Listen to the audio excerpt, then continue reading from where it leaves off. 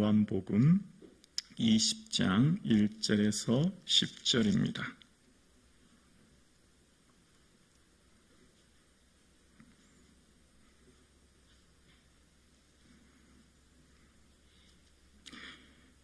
오늘 나에게 주신 하나님의 말씀을 함께 고백드리겠습니다.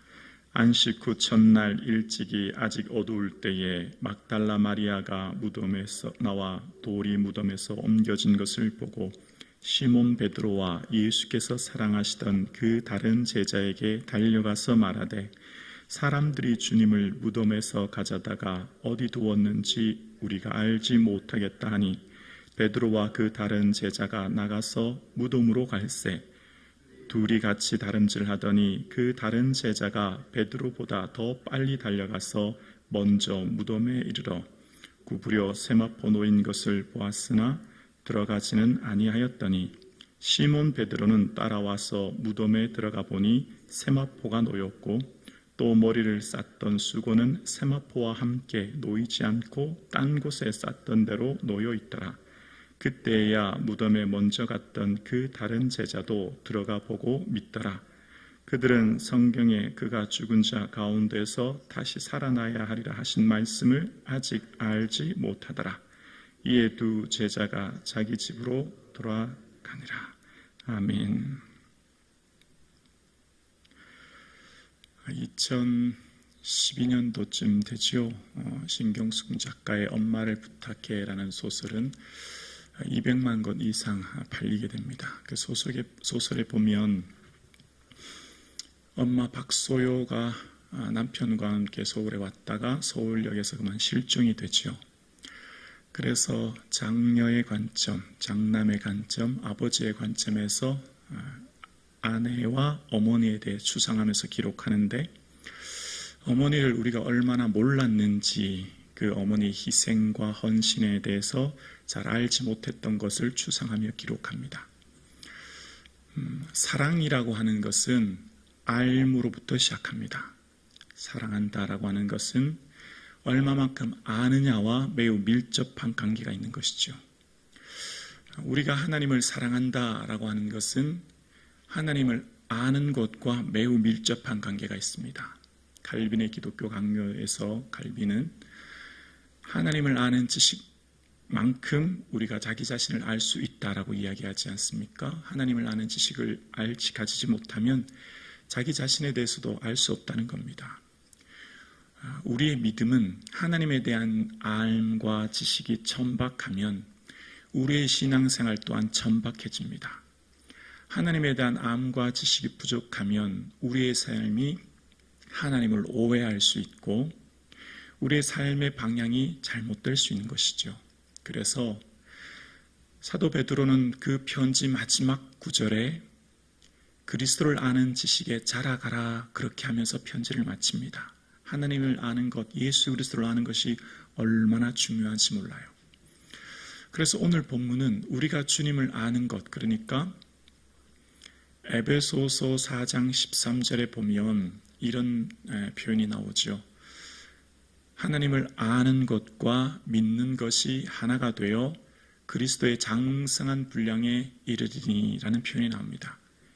하나님을 아는 것, 믿는 것이 하나가 되어서 장성한 분량에 이르도록 바울은 에베소 교회를 향해 편지하는데요. 성령님이 오시면 그 성령님이 오시는 은혜가 뭘죠? 성령님은 언제나 우리에게 오시면 사도 바울이 에베소 교회를 향해 무릎 꿇고 빌 때, 기도할 때 제일 먼저 어떤 걸 기도하냐면 지혜와 계시의 영을 주사 하나님을 알게 하시고 라고 기도합니다. 하나님을 먼저 성령님이 임재하시면 알게 하시는 거예요. 그래서 우리의 삶에 하나님을 아는 것이 얼마나 중요한지 모릅니다. 우리의 삶 가운데 주님을 아는 깊이와 넓이와 높이가 날마다 더해질 수 있기를 주님의 이름으로 축원합니다. 오늘 본문의 핵심은 우리가 하나님을 믿는다고 하지만 믿는 것과 함께 아는 것이 얼마나 중요한지, 이것이 균형을 이루는 것, 믿는 것은 곧 아는 것과 함께 동반되어진다고 하는 것은 마치 동전의 양면처럼 그냥 무작정 믿는 것이 아니라 하나님에 대한 알미 얼마나 중요한지를 이야기합니다. 무작정 믿으면 뭐죠? 맹신 아닙니까? 맹신. 그래서 오늘 본문은 요한이 하나님을 온전히 아는 것이 얼마나 중요한가에 대한 과거를 회상하면서 쓰는데요. 먼저 1절을 볼게요. 1절에 보면 안식 후 첫날 일찍이 아직 어두울 때, 그 때 타이밍을 얘기하는 겁니다. 그러니까 안식일은 언제죠? 금요일 저녁 6시부터 토요일 저녁 6시까지가 이제 안식일이지 않습니까? 그러니까 안식일이 지나고 토요일이 지난 다음 주일, 그러니까 주일 아침 일찍이라는 뜻인 거죠. 그래서 사흘 만에 부활하신 거죠. 자, 그런데 성경에서 어떤 때, 장소를 쓰는 것은 우연히 기록하지 않아요. 분명히 이유가 있기 때문이거든요. 그러니까 지금 요한이 지금 이것을 쓰는 이유는 분명한 이유가 있기 때문에 왜 이것을 썼을까를 생각하면서 왜 이 표현을 썼을까를 생각하면서 그 이유를 알기 위해서 19절, 그러니까 20장 19절을 보면 이날 곧 안식 후 첫날 언제죠? 저녁 때 보이십니까? 저녁 때라는 거예요. 자, 그러면 20장 1절부터 20장 19절까지는 하루가 아니라 한 12시간에서 한 15시간, 한 그 정도의 시간 동안 이루어진 라는 것을 알 수 있죠. 그러니까 새벽부터 그날 어두울 때까지의 시간에 대해서 이야기하고 있다는 걸 알 수 있죠. 그러니까 예수님의 공생애를 이 유월절을 3번 얘기할 때 하는 것으로 보아서 예수님이 3년 동안 이 세상에서 공생애의 삶을 사셨다는 걸 알 수 있고, 요한복음을 통해서 그 3번째 공생애가 이제 11장 55절에 나와요. 그러니까 마지막 공생애, 마지막 유월절 닥쳐올 때의 삶에 대해서 이야기하는데, 대략 3년이라고 하면 1000일이 넘지 않습니까? 한 1090일 정도 되나요? 하여튼 이 많은 시간 중에 왜 하루, 그 중에 이 하루 중에서도 아침부터 저녁에 대한 이 시간을 이렇게 기록했을까를 생각해 보려고 합니다. 그러니까 요한은 뭔가 의도가 있기 때문이에요. 그러니까 안식하신 후에 첫날 아침 새벽부터 저녁까지 있었던 일에 대해서 아주 자세히 지금 기록합니다. 그래서 기록하는 내용이 뭔지를 생각해 보면, 자, 2절입니다. 시몬 베드로와 예수께서 사랑하시던 그 다른 제자에게 달려가서 말하되 사람들이 주님을 무덤에서 가져다가 어디 두었는지 우리가 알지 못하겠다 하니, 그러니까 막달라 마리아가 무덤에 가본 다음에 베드로하고 그 예수께서 사랑하시던 그 다른 제자 누구죠? 요한에게 우리가 무덤에서 가보니까 우리가 주님을 어디 둔지 모르겠다, 이런 표현이 나와요. 그러면서 자, 요한 자기 자신을 뭐라고 표현하고 있냐면 예수께서 사랑하시던 그 다른 제자. 요한은 자기 자신을 뭐라고 표현했어요? 예수님으로부터 사랑받는 자라는 겁니다. 요한이 지금 이 요한복음을 기록하면서 자기 자신에 대해서 나는 예수님의 사랑을 받고 있어, 이렇게 기록하고 있는 겁니다. 그러면서 3절에 베드로와 그 다른 제자가 나가서 무덤으로 갈새, 4절 둘이 같이 다름질하더니 그 다른 제자가 베드로보다 더 빨리 달려가서 먼저 무덤에 이르러 구부려 세마포 놓인 것을 보았으나 들어가지는 아니하였더니, 요한복음에만 특이한 내용이 나오는데요. 베드로와 요한이 그 마리아 얘기를 듣고 막 둘이 같이 다름질했다는 겁니다. 달려갔다는 거예요.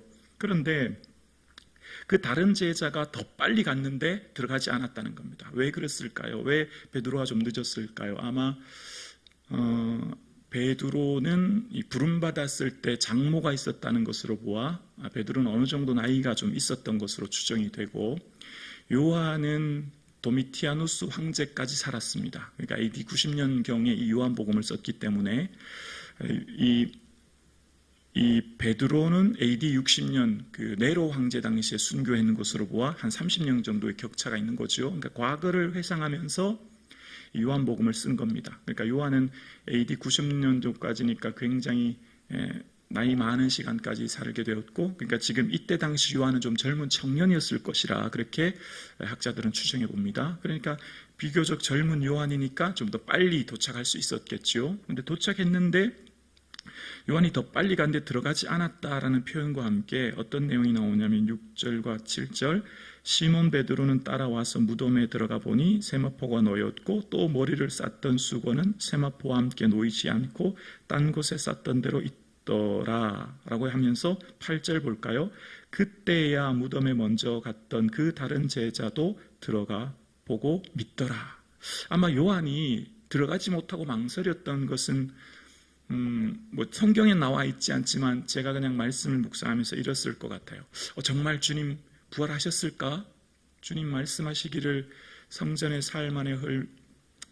헐면 사흘 만에 일으키리라고 하셨고, 내가 너희를 위해 거처를 예비하려고 하셨다고 말씀하셨는데, 그리고 내가 가는 것이 너희에게 유익하다고 말씀하시고, 그가 오면 내가 너희에게 말한 모든 것을 가르친다고 하셨는데 정말 부활을 하셨을까? 아니면 우리 예수님 누가 도적해 간 거 아니야? 우리 예수님 시체 도난당한 거 아닐까? 뭐 여러 가지 감정이 섞여 있었을 것이라 생각해보고, 그의 마음에 좀 여러 가지 두려움도 있었을 것이라 그냥 제 묵상하면서 그런 생각이 듭니다. 그런데 베드로가 먼저 들어가 보고 그곳에 예수님이 없다고 하는 것, 그리고 이 세마포와 머리를 쌌던 수건만 있다고 하는 것을 보고, 그때야, 그 다음에 요한이 들어가 보고 난 뒤에야 보고 믿었다라는 표현이 나옵니다. 그제서야 믿게 되었다는 거예요. 자, 그런데 그럼 믿었다라고 하는 것으로 끝나면 되는데, 오늘 추가 본문이 9절에 이렇게 나와요. 이 요한이 지금 쓴 거잖아요. 그들은 성경에 그가 죽은 자 가운데에서 다시 살아나야 하리라 하신 말씀을 아직 알지 못하더라. 보이십니까? 요한은, 여러분, 우리는 상처가 극복된 사람은 그 상처를 당당히 말하는 사람입니다. 과거의 나의 허물, 실수, 잘못을 얘기하는 사람은 그것이 더 이상 자기 자신에게 컴플렉스가 되지 않는 사람은 그걸 극복한 사람이죠. 과거의 내 이런 상처와 아픔을 당당하게 내가 얘기할 수 있다면 그 사람은 이미 그 상처를 극복한 사람 아닙니까? 자, 지금 이 모습 속에서 요한은 자기 자신을 돌이키면서 회상하면서 이 내용을 쓰고 있는 겁니다. 왜 굳이 이 내용을 썼을까? 자기가 먼저 달려가서 보았는데 들어가지 못했고, 또 믿었다고 했는데, 그러면서도 뭐라고 하냐면 다시 살아나야 하신 말씀을 알지 못했다는 겁니다. 그때 내가 주님을 믿었지만 온전히 주님 부활했다고 하는 것을 알지 못했다, 그 얘기를 굳이 밝히는 거예요. 그러면서 요한이 이제 그 얘기를 하면서 10절에 보실래요? 10절에 보면 이에 두 제자가 자기 집으로 돌아가니라. 여러분 보세요. 만약 진짜 진심으로 그게 온전하게 믿었다면 어떻게 되죠? 너무너무 기쁜 거 아닙니까? 정말 우리 주님 예수님 부활하셨어. 그럼 어떻게 될까요? 당연히 증인이 됩니다. 증인이. 그럼 누구에게부터 달려갔을까요? 제자들에게 먼저 가지 않았을까요? 베드로와 요한이 지금 다른 제자들, 마태나 누가나 뭐 다른 제자들에게 예수님 부활하셨다, 그래야 맞는 거죠. 그런데 어디로 갔다고요? 집으로 갔다는 겁니다. 집으로. 그러니까 지금 예수님을 믿는 그 믿음이 온전한 믿음이 아니었다는 걸, 그 믿음이 온전한 지식에서 기초되지 않았다는 것을 알 수 있어요. 왜냐하면 아까 처음 읽었던 저녁 때 그들이 다 두려워서 문을 잠그고 있었다는 말은 아직 다른 제자들은 모르고 있다는 거지 않습니까? 마리아가 가서 알려줬다는 거예요. 그러니까 지금 베드로와 요한은 아직까지 그 예수님의 빈 무덤을 보면서도 부활하셨다고 하는 것을 믿긴 믿지만 온전한 믿음이, 온전한 지식으로부터 기초된 온전한 믿음이 아니었다라고 하는 것을 알 수 있는 대목이 나오는 겁니다. 자기 집으로 갔다는 것을 통해서요. 그래서 우리가 예수님을 믿는다라고 하는 것은 내 지식과 내 경험의 한계에 갇혀 있을 때 그것은 맹신이 되는 겁니다. 우리의 알과 지식은 그 나에 대한 지식과 경험이 깨트려져서 그 지식이 점점 확장되어져서 하나님에 대한 지식이 자라가야 되는 겁니다. 어느 때까지요? 그리스도에게 이르기까지, 장사한 분량에까지 이르기까지 자라가야 되는 거지요. 그러니까 우리가 누군가를 사랑한다라고 하는 것은 반드시 그 사랑에는 뭐가 기초하죠? 알미 기초가 되는 겁니다. 처음에 서두에 말씀드렸던 엄마를 부탁해 소설에도 보면 박소녀 어머니를 서울역에서 잃었는데 전단지를 만들려고 하는데 서로 다 정확하게 엄마 연도는 아는데 생일을 다 정확하게 모른다든지, 엄마를 생각하는데 엄마가 무슨 옷을 입고 그때 왔는지 아버지를 물어도 잘 모른다든지, 아무튼 뭐 자세하게 아는 게 없는 거예요. 사랑한다고는 얘기했지만 정확한 지식이 없이 그냥 사랑한다, 이게 모순이었다는 걸 얘기하거든요. 그러니까 우리가 예수님 사랑한다라고 하면서 예배드리고 신앙생활 하지만 정말 너 나에 대해서 얼마나 아니? 주님이 만약 저와 여러분에게 아무개 권사야, 아무개 집사야, 너 나 사랑하니? 너 나 믿니? 근데 너 나에 대해서 얼마나 아니? 라고 물으신다면 내가 정말 예수님에 대해서 얼마나 알고 있을까를 한번 생각해 보십시오. 그 지식이 정말 그렇게 과히 많지 않을걸요? 그래서 우리의 삶 가운데 주님을 믿는다고 하는 것은 주님을 아는 것으로부터 시작되는데요. 그 알면 어떻게 해요? 성령님이 오실 때 그 말씀을 생각나게 하시고, 성령님이 오실 때 주님에 대한 알매 지혜와 계시형을 주사 하나님을 알게 하시고, 성령님이 오셔서 온전히 주님에 대해서 더 아는 지식이 있을 때 우리가 온전히 주님을 더 사랑할 수 있게 되죠. 그래서 우리가 주님을 사랑하면 어떻게 되죠? 사랑 안에서는 두려움이 없나니 온전한 사랑은 두려움을 내어 쫓느니라. 우리의 삶 가운데 온전히 주님을 사랑한다고 하면서 믿음으로 신앙생활하지만 염려와 근심과 두려움 속에 살아가요. 정말 우리가 주님을 사랑하고 정말 온전히 믿는다면 두려움이 우리 안에 있을 수 없고, 온전히 주님께 내 모든 것 의탁한다면, 주님의 온전한 통치 안에 거한다면 성령님이 주시는 기쁨 안에 거하는 것인데, 우리가 정말 우리의 삶의 믿음을 점검해 볼 때 내가 정말 주님을 온전히 믿고 내가 정말 온전히 주님을 사랑하는가를 생각해 보면, 오늘 본문의 요한처럼, 지금 오늘 본문의 요한은요, 하루의 시간에 아침 새벽에 있었던 일을 기록하면서 예수님이 언제 오시죠? 그날 저녁에. 지금 이것은 새벽이죠. 어두울 때죠. 근데 예수님이 언제 오셨죠? 그날 저녁에 오신 거예요. 그리고 문이 담겨 있는 그곳에 오셔서 평안할지어다 말씀하신 거예요. 그러면서 저는 이렇게 말씀을 묵상해 봅니다. 요한이 왜 이걸 굳이 기록했을까? 왜 다른 제자들이 다 순교하고 난 후에 그는 스스로 남아서 자신의 부끄러운 모습, 과거의 자신의 허물을 회상하면서 이것을 굳이 기록했을까를 묵상하면서, 이것을 읽는 독자인 초대교회 성도들, 그리고 우리에게 여러분의 삶에 지금 인생의 두려움과 근심과 염려 가운데 살고 계십니까? 예수님이 언제 오실까? 예수님 오신다고 했는데 예수님 언제 오실까? 오지 않을 것 같은 그런 염려 가운데 계십니까? 걱정하지 마십시오. 나도 예수님 부활하신 것을 믿고 아침 일찍 갔는데 예수님을 온전히 알지 못해서 두려움 가운데 집으로 돌아갔는데, 알고 보니 예수님이 그날 저녁에 오셨습니다. 우리 주님 곧 오십니다. 우리 주님 오실 때가 얼마 남지 않았습니다. 멀지 않았습니다. 주님 오심을 바라보며 두려움 가운데 사는 것이 아니라 소망 가운데 사십시오. 이 메시지 전하려고 이것을 기록했을 것이라 저는 확실히 믿습니다. 오늘 예배 드리시는 사랑하는 성도님, 우리의 삶 가운데 왜 기도가 응답되지 않지? 왜 우리 주님 오시지 않지? 왜 주님 우리의 삶 가운데 이런 어려움 주시지라고 생각하신다면, 주님의 은혜의 때가, 응답의 때가, 소망의 때가 곧 얼마 남지 않았습니다. 선을 행하되 낙심하지 말지니 때가 이름에 곧으리로다. 요한은 아침 새벽에 주님 오심을 온전히 믿지 못했으나 그날 저녁에 주님이 오셨던 것을 경험했듯이, 오늘 예배드리시는 저와 여러분의 삶에 우리는 한치 앞을 알 수 없기 때문에 지금 두려운 거예요. 지금 걱정되는 거예요. 그러나 우리 주님께서 놀라운 은혜를 이제 곧 저와 여러분 가운데 이루어 주실 줄로 우리는 확실히 믿습니다.